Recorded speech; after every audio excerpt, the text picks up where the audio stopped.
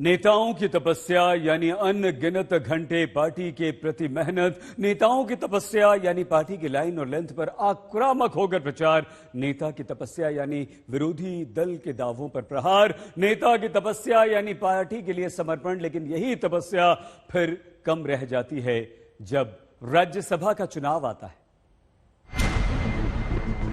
तपस्या सफल है तभी तो हरियाणा के रणदीप सुरजेवाला राजस्थान से राज्यसभा उम्मीदवार बन जाते हैं। उत्तर प्रदेश के प्रमोद तिवारी की तपस्या तो राजनीति के वन में रहस्यमयी मानी जाती है, जो राजस्थान से अपनी तपस्या का वरदान राज्यसभा उम्मीदवारी के रूप में पाए हैं। उत्तर प्रदेश के इमरान प्रतापगढ़ी को महाराष्ट्र से पार्टी राज्यसभा का कैंडिडेट रूपी फल देती है। महाराष्ट्र के मुकुल वासनिक को राजस्थान भेजकर उतारा जाता है।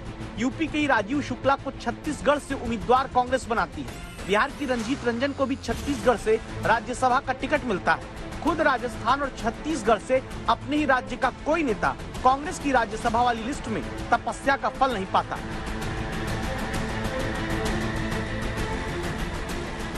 दो 2003 में आई फिल्म हंगामा का गीत है, बोल थे चैन आपको मिला, हमें तो बेखुदी मिली। मौजूदा समय में कांग्रेस में चैन उन्हीं को मिला जिन्हें राज्यसभा टिकट का वरदान मिला, जिनके दम पर राजस्थान में रणदीप सुरजेवाला, प्रमोद तिवारी और मुकुल वासनिक नामांकन करते हैं। तपस्या राजीव शुक्ला और रंजीत रंजन की भी सफल हुई तो वो छत्तीसगढ़ राज्यसभा जाने के लिए पहुंच जाते हैं। बाकी पवन खेड़ा और नगमा की तरह या तो बोल पाए कि हमारी तपस्या में लगता है कहीं कमी रह गई, या फिर तपस्या के बाद भी टिकट का फल न मिलने पर कांग्रेस के नेता चुप रह गए। जैसे मुकुल वासनिक, रणदीप सुरजेवाला और प्रमोद तिवारी, तीनों लोग पवन खेड़ा की तपस्या में कमी क्यों रह गई के सवाल पर चुप्पी साधे रहे। सुरजेवाला जी, कांग्रेस के अंदर से ही विरोध के स्वर उठ रहे हैं, कह रहे हैं कि स्थानीय नेताओं को टिकट नहीं मिली है राजस्थान में। जरूर इस बारे में आपसे चर्चा करेंगे, एक बार नामांकन हो जाए। ट्वीट किया है, पवन खेड़ा जी ने भी ट्वीट किया है। सर, मैं आपसे अवश्य चर्चा करूंगा। सर, क्या कहना, जो विरोध का स्वर उठ रहे हैं कांग्रेस के अंदर से, उसके बारे में क्या कहना है? भैया आप आगे आएंगे क्या? बीजेपी ये सवाल उठाने लगी कि तपस्या पार्टी के लिए करने से ज्यादा परिवार के लिए करने वालों को ही फल राज्यसभा के लिए कांग्रेस में मिला। कांग्रेस की लिस्ट देखें तो प्रियंका खेमे के राजीव शुक्ला, प्रमोद तिवारी और इमरान प्रतापगढ़ी को जगह मिली। रणदीप सुरजेवाला, जयराम रमेश और अजय माकन राहुल गांधी के करीबियों में, जबकि पी चिदम्बरम, रंजीत रंजन, विवेक तनखा, मुकुल वासनिक को सोनिया गांधी के पसंदीदा नेताओं में गिना जाता है। इसीलिए बिहार से छत्तीसगढ़ आकर राज्यसभा की उम्मीदवार बनने वाली रंजीत रंजन की जुबान पर सोनिया गांधी का नाम ही ज्यादा है। मैं मैडम की बात फिर लेकर आऊंगी कि मैडम का परिवार है, ये देश भी और ये पार्टी भी, कांग्रेस भी। कहीं पर आपका घर भरा पूरा है, जहाँ पे मजबूत नहीं है उसको मजबूती देने के लिए मुझे लगता है एक माँ का जो कर्तव्य होता है, एक पार्टी मुखिया का जो कर्तव्य होता है, मैडम ने वही निभाया है कि अगर आपका घर भरा हुआ है तो थोड़ा सा कंट्रीब्यूट आप करो। ये आचार्य प्रमोद कृष्णन है, उत्तर प्रदेश से आते हैं, संत वाली वेशभूषा रखते हैं। सियासत में इनकी भी पार्टी के प्रति तपस्या में मानो कमी रह गई, फिर भी अपने से ज्यादा दूसरे नेताओं की तपस्या की चिंता करते हैं। गुलाम नबी आजाद, जिनके लिए भारत का प्रधानमंत्री संसद में रोता है, वो भी ऐसा प्रधानमंत्री जो बड़ा पत्थर दिल कहे जाते हैं हमारे प्रधानमंत्री, वो रोते हैं, तो उनका सम्मान तो करना चाहिए था। मुझे लगता है कि कहीं जो फैसले हुए हैं उससे उन लोगों को भी ठेस पहुंची होगी, और कांग्रेस की जो एक परंपरा है, एक मर्यादा है राज्यसभा में लोगों को भेजने की, उस पर भी एक सवालिया निशान लगा है। मैं राज्यसभा के कैंडिडेट की रेस में नहीं था, क्योंकि मुझे मालूम है कि कांग्रेस पार्टी में कुछ ऐसे नेता हैं जिन्हें हिंदू शब्द से नफरत है, धर्म नाम के शब्द से नफरत है। तो जब हिंदू नाम के शब्द से नफरत है तो किसी हिंदू धर्मगुरु को राज्यसभा में कैसे भेजा जा सकता है, ये मैं अच्छी तरह जानता हूं। उत्तर प्रदेश में तपस्या का फल जरूर बीजेपी के खेमा में कई नेता पाए, जिनमें खास है गोरखपुर की अपनी सीट मुख्यमंत्री के लिए छोड़ने वाले राधा मोहन अग्रवाल, और बीजेपी के यूपी में पूर्व अध्यक्ष रहे लक्ष्मीकांत वाजपेयी, जिन्हें विपक्ष ब्राह्मण चेहरों की अनदेखी के नाम पर अपना अस्त्र बनाकर इस्तेमाल करता रहा। लेकिन लक्ष्मीकांत वाजपेयी पार्टी के प्रति अपनी तपस्या से कभी डिगे नहीं। हमारी पार्टी राष्ट्र हित की काम करती है, राष्ट्र हित में योजनाएं बनाती है और जो निर्देश देती है हम उसके सिपाही की तरह उसको कार्यान्वित करते हैं।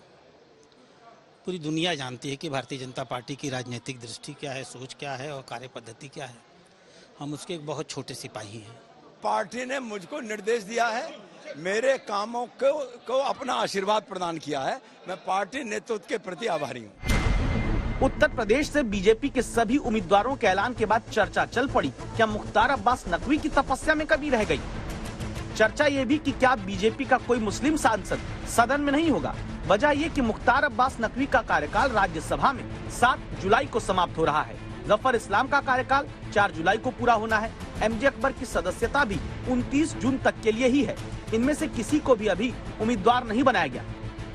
हालांकि ये चर्चा भी जरूर है कि आगे रामपुर लोकसभा सीट के उपचुनाव में शायद मुख्तार अब्बास नकवी को उतार दिया जाए। मुख्तार अब्बास नकवी जी हमारे वरिष्ठतम नेता हैं। बहुत राष्ट्रवादी दृष्टि है, बहुत प्रखर सोच है, बहुत संतुलित व्यक्तित्व है। पार्टी ने जब जनवरी में मेरा टिकट हटाकर योगी जी को दिया तो लोगों ने कहा कि डॉक्टर साहब का टिकट कट गया। आज 3 महीने बाद पता चल रहा है कि पार्टी की हमारे लिए एक योजना थी। तो आज अगर माननीय मुख्तार अब्बास नकवी जी हम सबके वरिष्ठ हैं, उनका नाम अगर राज्यसभा में नहीं है तो पार्टी की योजना है। जैसे फूल खिलता है ना स्टेप बाय स्टेप, तो उसकी खूबसूरती बाहर आती चली जाती है, एक एक पल्ला खुलते जाते हैं। ऐसे मुख्तार अब्बास का भी पल्ला किसी दिन आप देखेंगे किसी बहुत बड़ी जिम्मेदारी पे खुल गया। अब राजस्थान से लेकर महाराष्ट्र तक राज्यसभा के चुनाव में वोटिंग के दौरान पार्टियों की तपस्या न भंग हो जाए, ये चिंता बढ़ गई। इसीलिए अपने अपने उम्मीदवारों की तपस्या को विजय के वरदान तक सफल बनाने के लिए संभव है कि पार्टियां अपने अपने विधायकों को रिजॉर्ट में ठहरा दें। डर है अब विधायकों की खरीद फरोख्त शुरू हो सकती है।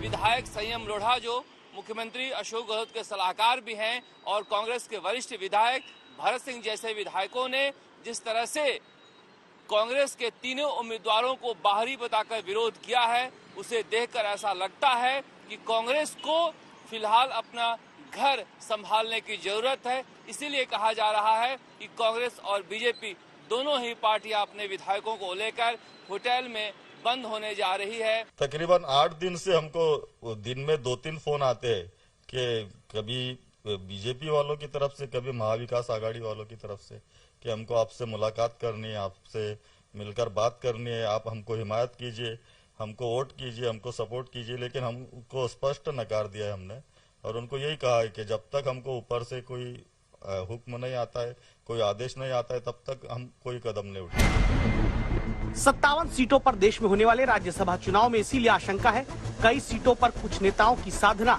राज्यसभा में जाने की टूट भी सकती है। जयपुर से देवांकुर वधावन, शरद कुमार और मुंबई से मुस्तफा शेख के साथ अभिषेक मिश्रा, लखनऊ आज तक।